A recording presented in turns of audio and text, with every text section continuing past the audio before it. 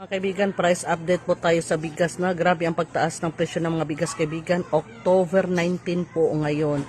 So sa October 8, just last week, kaibigan, ito po yung isyuhan natin na bigas. Ngayon po nag-iba na talaga. O tingnan nyo, no? Ayan, nagtaas na ang bigas kasi, kaibigan.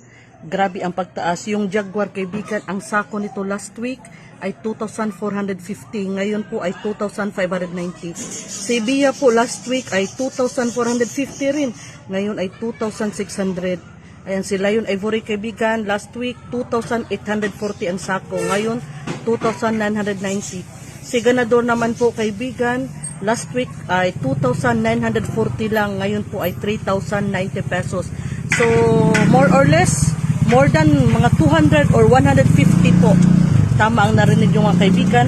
150 pesos po bawat 50 kilograms na sako ang itinaas ng bigas. Sobrang mahal na talaga.